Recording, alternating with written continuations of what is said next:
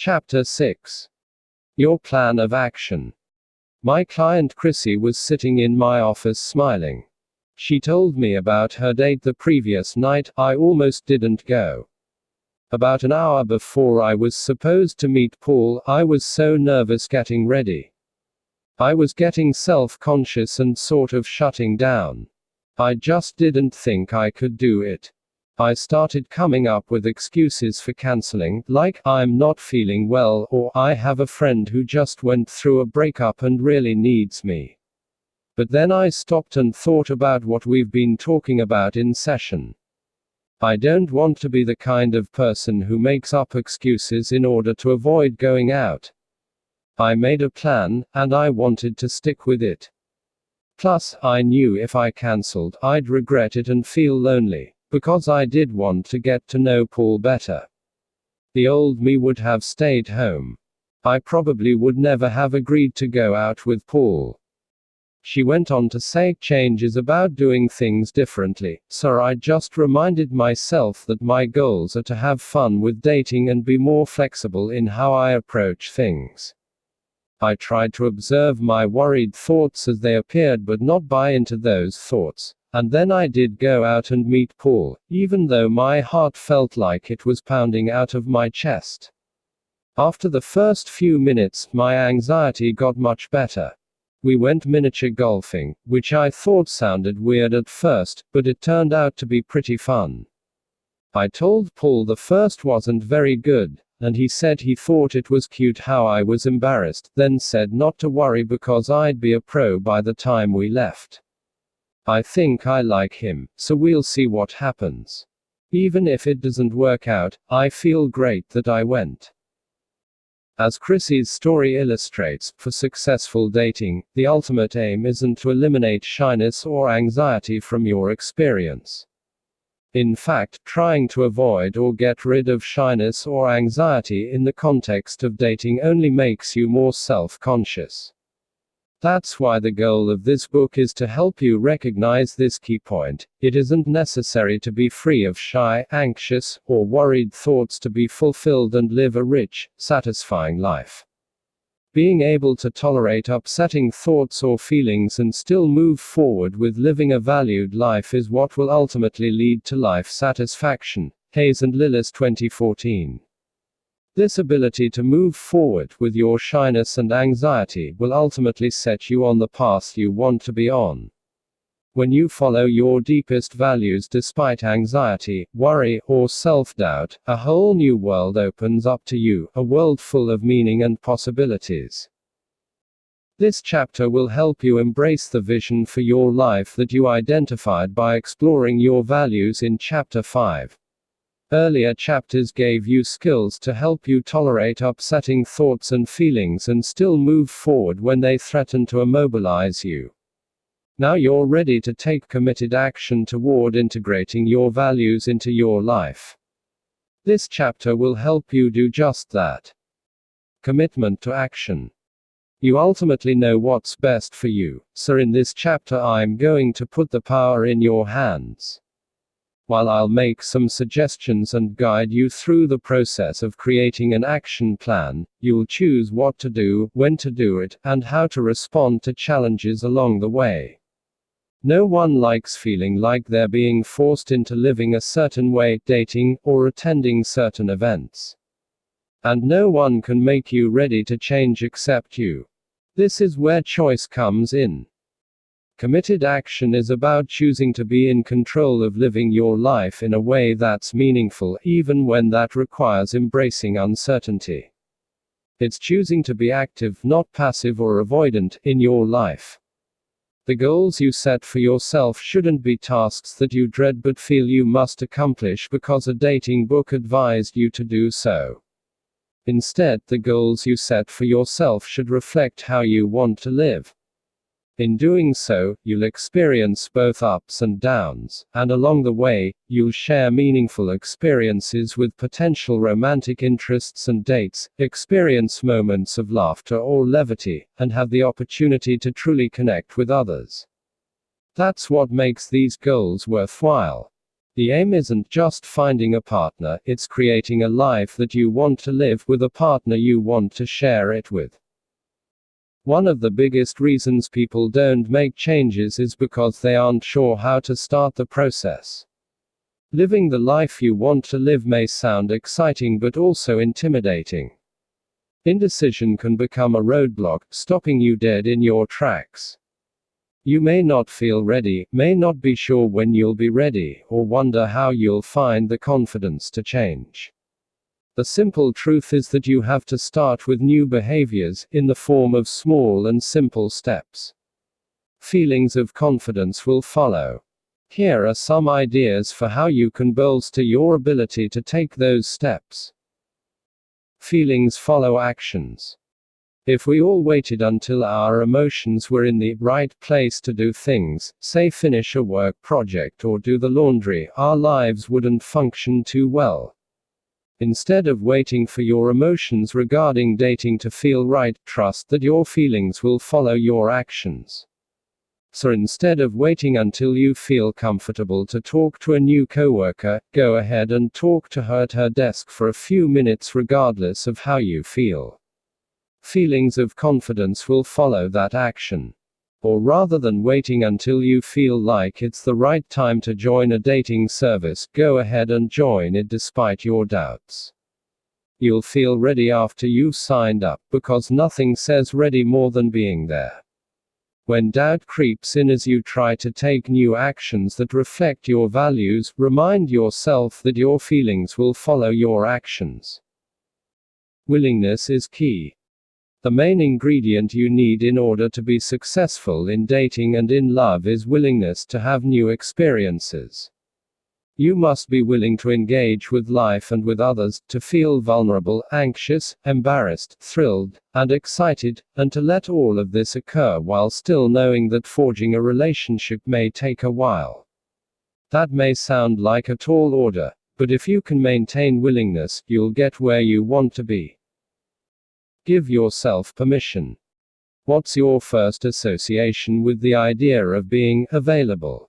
Our society tends to see availability as a liability, as being pathetic or being desperate to find someone. This simply isn't true. Being available is an essential ingredient in establishing a new relationship. It's okay and natural to want love and to want to give love. People may try to make you think it's abnormal or that you shouldn't want it so much. They may advise you to just be happy being single. But the truth is, it's fulfilling and wonderful to be in love. And it's okay to go looking for what you want. Being available simply means that you're open to falling in love. Popular culture and media tend to paint an image of unavailability being cool or ideal. We can get the idea that men are supposed to play the field and try to sleep with as many women as possible, with the background thought that committing to a woman would be a drag. Women are supposed to busy themselves with friends, work, hobbies, and being fabulous, pretending that they don't want a boyfriend or that they're happy being single. But what if you aren't happy being single or playing the field? There's no reason you should have to pretend, to yourself or to others, that finding a partner isn't meaningful to you. That said, being available doesn't mean dropping everything in your life so you can go on dates, or entirely losing yourself in a new love interest. Continuing to work on your own emotional well-being and to participate in activities you enjoy while you're single is essential to being in a good place when you meet someone you're interested in. The process of dating and finding a partner can take time, effort, and energy. Being honest with yourself about being available will kickstart the process and help you be authentic. Just as you might commit to going back to school or trying to advance your career, it's important to commit to spending time and energy dating and meeting people. Sure, the stars might align and allow you to meet the right person at the right time without any effort. For some people, it happens just that way. But more often, people need to be willing to step outside the comfort zones, put themselves in places and situations where they can meet like-minded people, and take some action steps toward achieving their relationship goals. Your action plan. Up to this point in the book, much of the discussion has been hypothetical. We've talked about how to handle potential dating scenarios, how to be mindful and engage with your date, and how to diffuse from potential shy and worried thoughts in dating situations. But the most important element of learning anything is to begin to practice the skills involved. And remember, the last part of that phrase that sums up the ACT approach is take action. This is where goal setting comes in. Goal setting allows you to practice the techniques you've learned throughout this book by taking action. The more you practice putting your skills into action, the more comfortable you'll become with these new ways of thinking and being with others. Your tendency to be shy or anxious may mean you do well with hypothetical scenarios but find it harder to take action. Starting to test your new skills is the best way to truly make changes. Initially, the changes can be small or easy, but it's important to take that first step. Start with a goal and follow up with specific steps.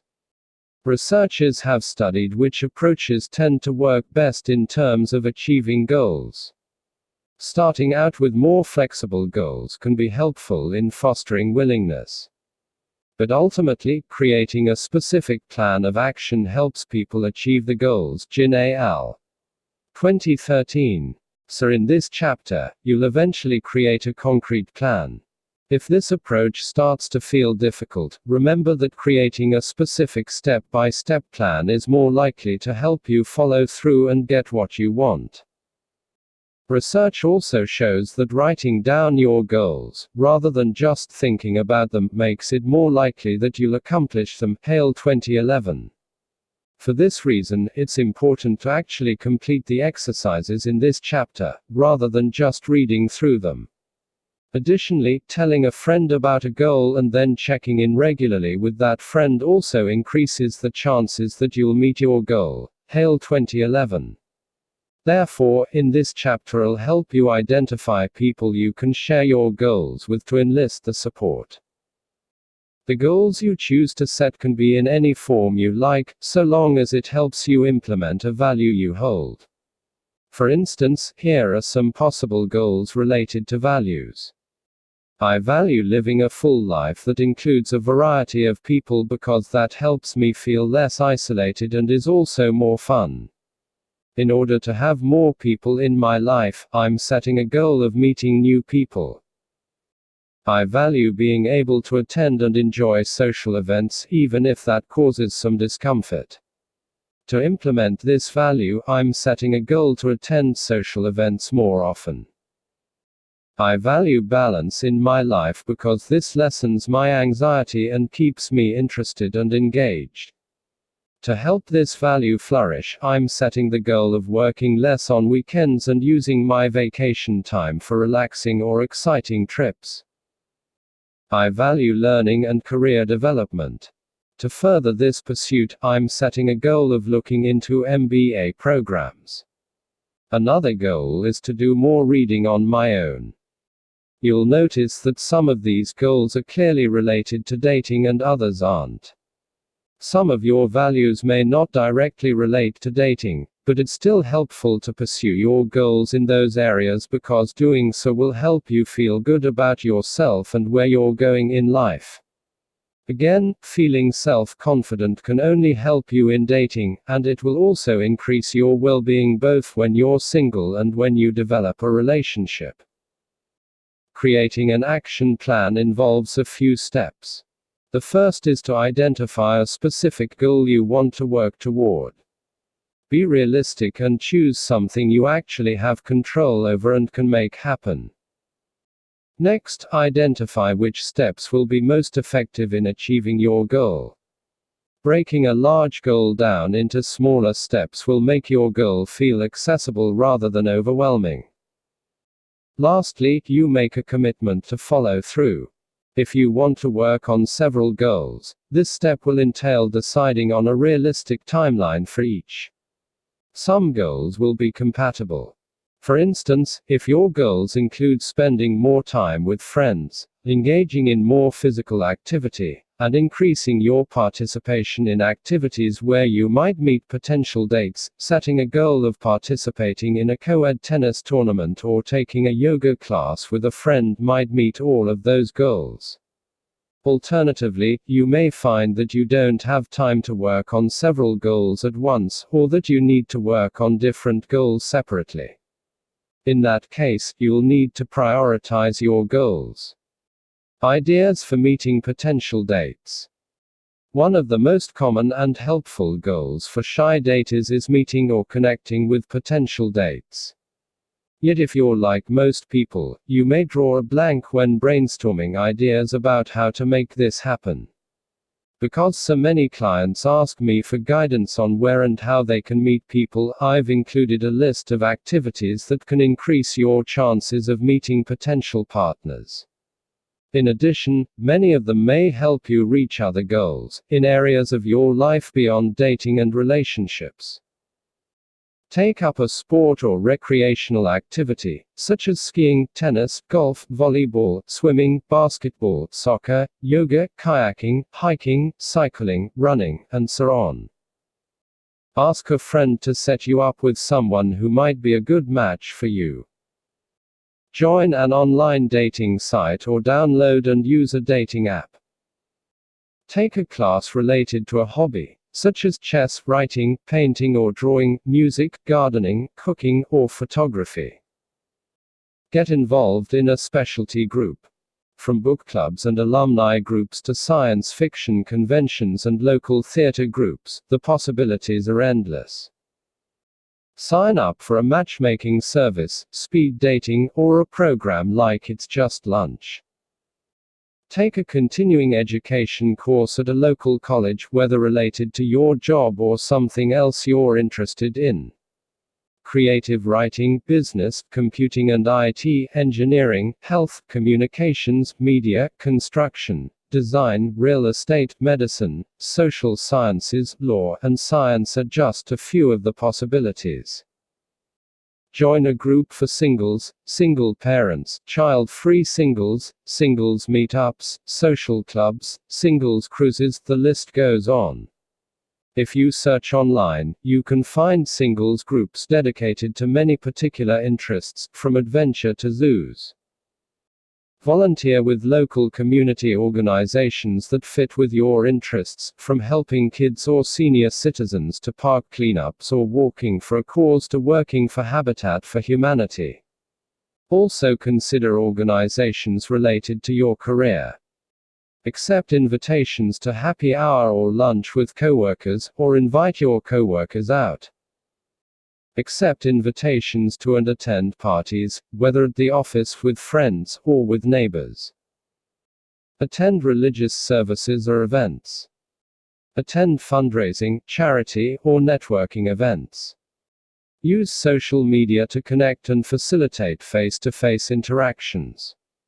Visit public places that have a social component, dog parks, coffee shops, bookstores, gyms, grocery stores, libraries, and so on.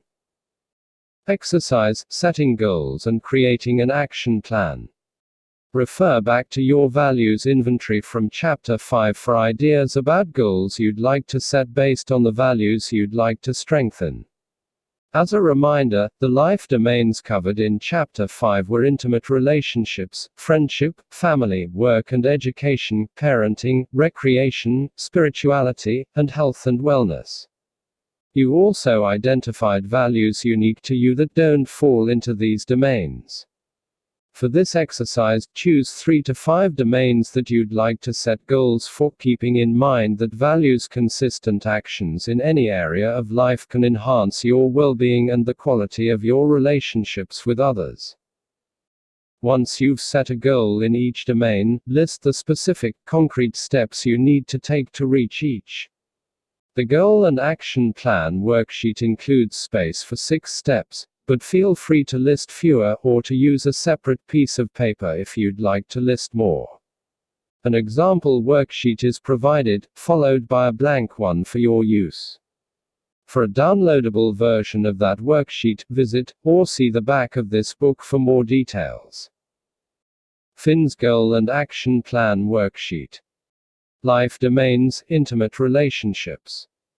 Values. My values in this domain include finding a partner I can develop a long-term relationship with who has interests similar to mine.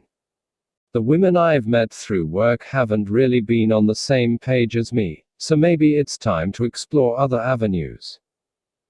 Goal. Meeting and connecting with potential dates with similar relationship goals. Action Step 1. Research online dating sites and dating apps on the web. Action Step 2. Ask friends for suggestions of dating sites or apps they've used and would recommend. Action Step 3. Choose one dating site or app and sign up. Action Step 4. Complete my profile. Action Step 5. Browse profiles for 20 minutes. Action Step 6. Initiate contact with 3 potential dates by sending a message or contact request. Who will you ask to help support you in this goal? My friend Beth. How will you ask your friend to support you in this goal? Be specific. I'll ask her to help me create my dating profile, and I'll call her each week to update her about potential dates. What are potential barriers to this goal?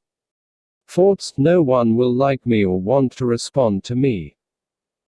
Feelings. Anxious, discouraged. What coping skills can you use when you encounter these obstacles? Thoughts. Practice diffusing from my thoughts. Remind myself that I can have a thought without buying into it. In other words, I can have those doubts and still go reach out to people. Feelings. Practice mindfulness and tuning into my feelings. Rather than run from the anxiety, I'll embrace it and get used the idea that it's okay to feel discomfort. I'll also remind myself that the feelings won't last forever. Goal and Action Plan Worksheet. Life domains. Values. Goal. Action Step 1. Action Step 2. Action Step 3. Action Step 4. Action Step 5. Action Step 6. Who will you ask to help support you in this goal? How will you ask your friend to support you in this goal? Be specific. What are potential barriers to this goal? Thoughts. Feelings.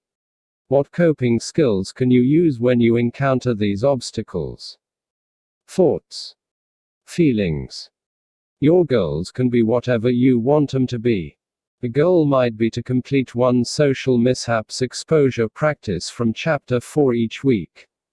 It might be to ask a friend to join the social club grouper and plan group outings so you can meet new potential dates. Your goal might be to volunteer once a week for group beach cleanup and talk to someone who seems interesting while there, or it could be to attend social mixes hosted by your alumni group and introduce yourself to one new person each time. You'll know you've chosen goals that align with your values when you find yourself getting excited by the prospect of engaging in these activities and have a sense that doing them makes you a more active participant in creating the life you want. To remind yourself of your goals, print them out and post them somewhere you'll see them often, to serve as a visual reminder. Exercise. Coming up with a worst-case scenario coping plan. On the way to reaching your goals, whether to increase the number of people you date, initiate contact with new people, accept date requests, or go out on a first date with someone, you may still hear that nagging, fearful voice that says, this could be a complete and utter disaster. And it's true that there's always a chance things will go poorly. Therefore, it's helpful to come up with a coping plan. This will give you more confidence in facing your fears. And on the off chance that the worst has happened, you'll be in a better position to deal with it. So let's assume that your worst case scenario has come to fruition, your nightmare is a reality. Perhaps you meet someone for a first date and he laughs at you when you walk up and turns to leave without saying a word. Perhaps your date doesn't show up. Perhaps your date does show up and starts to make you uncomfortable by being overly sexual. Maybe you hint to a friend that you've always liked him, and he responds that he just doesn't like you that way and stops talking to you. Maybe you're divorced and go out on your first date in 15 years, and at some point the person says to you, "Wow, that's not how things are done nowadays. When's the last time you went on a date? 1998. Maybe you ask a coworker out and she tells you she wouldn't go out with you if you were the last man on earth and that she's way out of your league. Maybe you go to sit next to a cute guy in your college English 101 class and he asks you to move, saying, "I'm saving this seat for the hot brunette." Whatever your worst case scenario may be, take a moment to imagine it in detail. Picture what could go wrong and how it would play out. Then focus on how you could cope if your feared scenario were to happen. Consider the following questions and write your responses in your journal. How could you respond in the moment? What behavioral coping skills might you use? Examples include assessing the situation from an objective observer perspective, doing some mindful breathing, or practicing assertiveness by removing yourself politely but firmly from the situation. You might come up with a few basic go-to sentences you could use to help you leave if you needed to. Afterward, how could you cope emotionally? What skills would you use?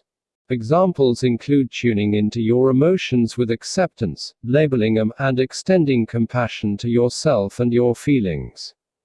You might also engage in self-care activities, like calling friends and asking them to spend time with you, attending a sports event, going out to dinner, going shopping, or relaxing by taking a hot bath or shower or reading a good book. How could you cope with your thoughts? What skills would you use? Examples including watching the thought snowball, becoming a distant observer, thanking your mind, and labeling thoughts. Who could you turn to for support? Name specific friends or family who would be there for you. My client Dennis was worried that he'd run out of topics for conversation on a date, and that his date would then be bored or laugh at him behind his back afterward. For his coping plan, he decided to come up with some stock conversation starters he could use if there was a lull in the conversation, like "Tell me about where you grew up," and "Tell me about your work," as well as follow-up questions, like "What did you like about it?" or "Why didn't you like it?" He planned to cope emotionally by reflecting on the date with compassionate attention, lifting the burden of his expectations for himself by remembering that both parties have to contribute for a date to be successful, and that the responsibility isn't his alone. He decided he'd cope with any negative thoughts by labeling his thoughts, rating their intensity, practicing willingness to feel the emotions triggered by his thoughts, and accepting those emotions, while also reminding himself that he can have thoughts without buying into them. In terms of self-care, he found that waxing his car or polishing his shoes tended to help him regain composure and focus. As for worrying that his date would laugh about him behind his back, he decided he'd remind himself that he can't control what other people might do or say. Lastly, he identified people he could call, his sister and his friend Mike, who would both be supportive. He also thought it would be a good idea to plan to get together with friends after dates, that way he'd have a built-in support plan and would also place less emphasis on a date because he had other plans afterward. Now that you've considered Dennis's example and envisioned an effective coping plan for yourself, have your feelings about your worst-case scenario changed? Hopefully you feel less fearful and less overwhelmed by the thought of that situation because you now know it's manageable. Maybe you even feel empowered and motivated to take risks, knowing that you have a way to cope with difficulties that might arise. Making meaning out of hardships. Most of us have a tendency to view hardships as setbacks and failures that prevent us from achieving our goals. But what if you could see hardships as an important, even necessary part of living a full life? It's impossible to be happy, successful, and carefree all the time. Part of the package in life is accepting that hard times will occur, and that they can be an avenue for growth, and therefore part of what makes you an intriguing person. To see how this works, think about someone you want to date or someone you've liked in the past. What do you admire about that person? What hardships has that person endured? Did that person always perform flawlessly in every situation? The answer to that last question is probably no. The people we admire and want to be with tend to be those who have persevered and overcome adversity in spite of setbacks. Now apply those same standards to yourself. Think about the times when you've struggled the most. Did you learn anything about yourself? Did those experiences make you stronger or wiser? When you can find meaning in hardships rather than being discouraged by them, you realize that tough experiences are part of what makes you an appealing, complex individual. Instead of being averse to failure or rejection, try giving yourself permission to set challenging goals and sometimes fail or be rejected. Along the way, you'll learn lessons that will help you make space for growth and insight. Here, the goal is less about achieving a desired outcome and more about learning to expand your comfort zone. This will help you become stronger, more confident, and more self-assured.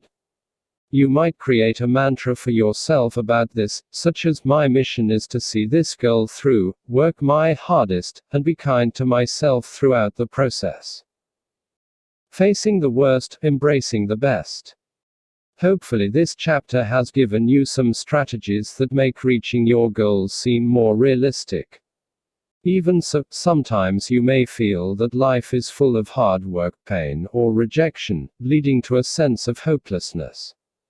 It can be daunting to contemplate embracing your shyness, anxiety, or fear. However, the flip side is that you also get to embrace all of the good moments. Recall the sweet spot exercise in Chapter 5, in which you heightened one simple, pleasurable moment from your past. You can look for these kinds of moments each and every day.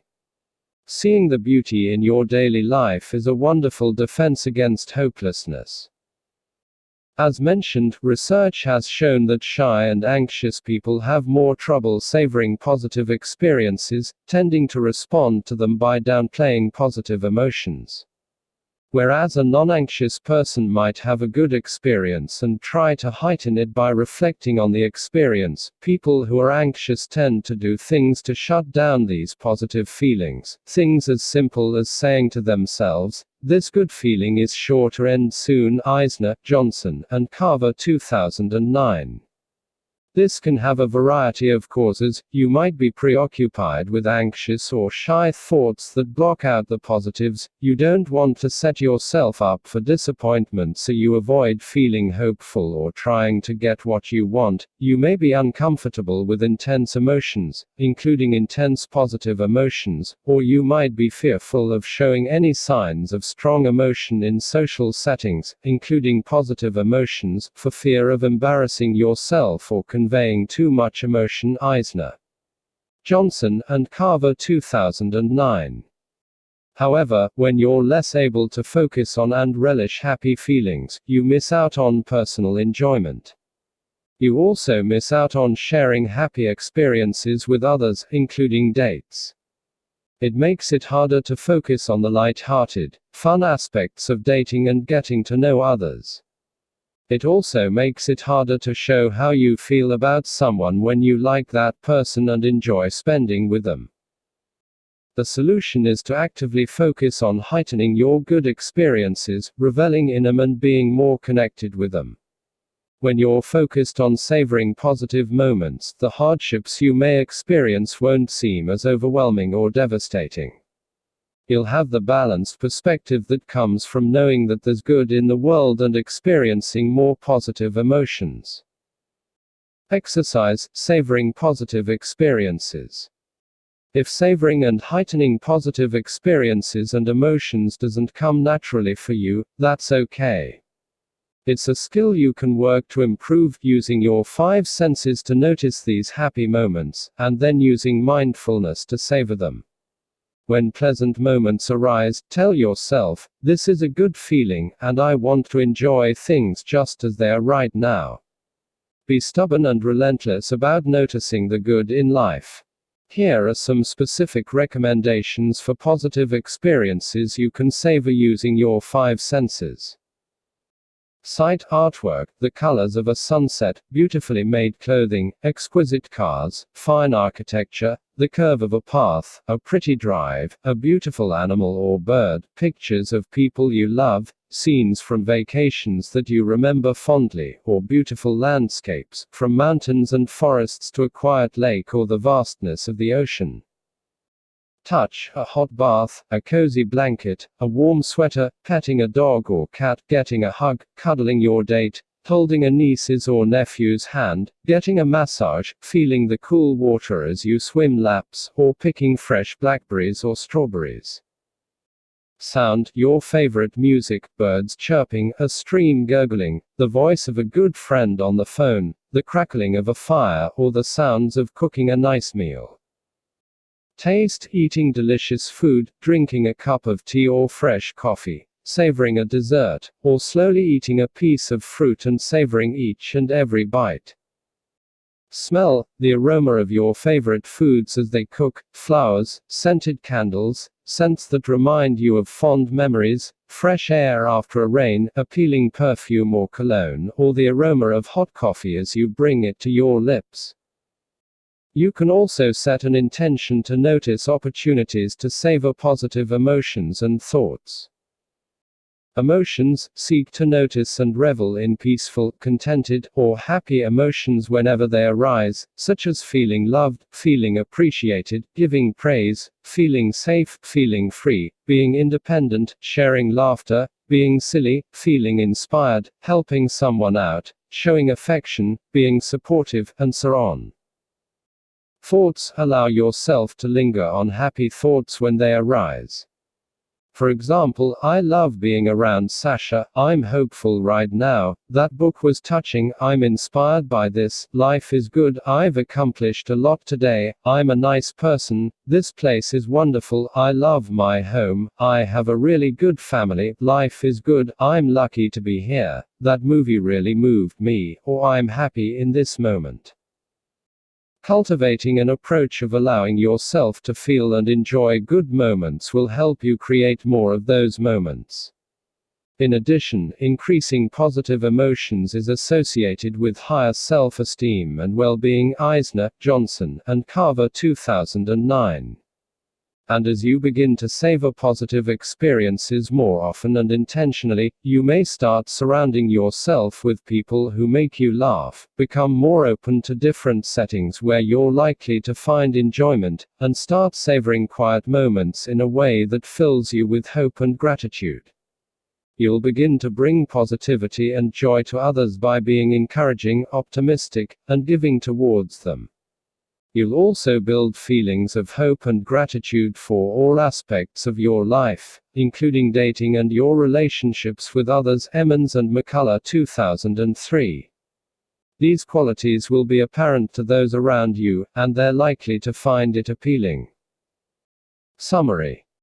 This chapter has been about moving away from hypothetical dating scenarios and toward actual changes in your life and approach to dating. To this end, you created a clear plan of action that will help you live in greater alignment with your values. You've bolstered your confidence by creating a plan for coping with your worst-case scenarios, and you've also learned about finding meaning in hardships and savoring good moments mindfully. All of these strategies will increase your ability to start creating the kind of life you desire. Then, as you approach each day with a sense of adventure and purpose, you'll also increase your chances of meeting people, including someone with whom you might build a loving, long-term relationship. In the next chapter, we'll take a look at skills that can help you navigate the territory ahead, dating and forging new relationships. From breaking up to making a new relationship stronger, the final chapter will help you move forward confidently as you take relationships to the next level of emotional and physical intimacy.